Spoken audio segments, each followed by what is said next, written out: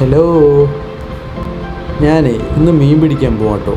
ഉമ്മ രാവിലെ തന്നെ നല്ല ഉടക്കിലായിരുന്നു. അതുകൊണ്ട് ഉമ്മാനെ സോപ്പിടാൻ ഒരു ഉമ്മയെ കൊടുത്ത് ഞാൻ അങ്ങ് ഇറങ്ങി. പുറത്ത് നോക്കുമ്പോൾ അതാ നമ്മുടെ ബുള്ളറ്റും ഉണ്ട്, നമ്മുടെ സ്കൂട്ടറും ഉണ്ട്.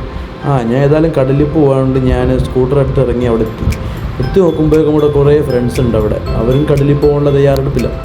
അങ്ങനെ സാധനങ്ങളൊക്കെ റെഡിയാക്കി നമ്മളെ ചെറു വഞ്ചിയിൽ നമ്മൾ പോകാനുള്ള ബോട്ടിൻ്റെ അടുത്തേക്ക് പോയിട്ടോ.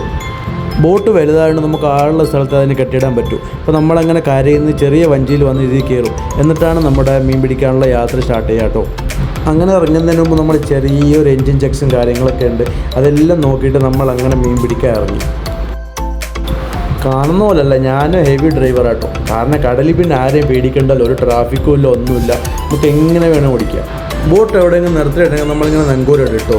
ഇത് കണ്ടോ, ഈ ചെറിയ വല വെച്ച് നമ്മൾ ചെറിയ കുഞ്ഞു കുഞ്ഞു മീനിനെ പിടിക്കാൻ പോവുക. എന്തിനാണെന്നല്ലേ, ഈ ചെറിയ കുഞ്ഞു കുഞ്ഞു മീനിനെ വെച്ചിട്ടാണ് നമ്മളിനി വലിയ മീനിനെ പിടിക്കുക. ഓക്കെ, നമ്മൾ ഈ ചെറുത് കൊടുത്ത് വലുത് വാങ്ങാമെന്ന് പറയുന്നില്ലേ, ഏകദേശം അതേപോലൊരു സംഭവം കേട്ടോ. ഞാൻ നിങ്ങൾക്ക് അതെല്ലാം കാണിച്ചു തരാം. അങ്ങനെ അത്യാവശ്യം നമുക്ക് കുഞ്ഞു മീനുകളായപ്പോൾ ഞങ്ങൾ മീൻ പിടിക്കാൻ വേണ്ടി ഇറങ്ങിയിട്ടോ.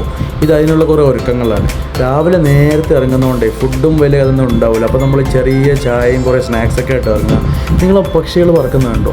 ഇവിടെ ഒരു ചൊല്ലുണ്ട്, പക്ഷികൾ പറക്കുന്ന സ്ഥലത്ത് മീൻ ഉണ്ടാവുന്നു.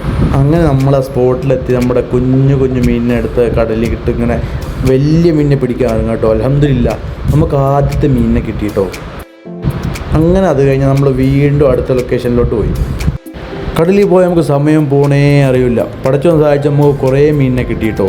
ഏതായാലും രാവിലെ വന്നാൽ നമുക്ക് തിരിച്ചു പോകാനുള്ള സമയം വീട്ടിലെല്ലാവരും കാത്തിരിക്കുന്നുണ്ടാവും. അപ്പോൾ ഓക്കെ, ബൈ.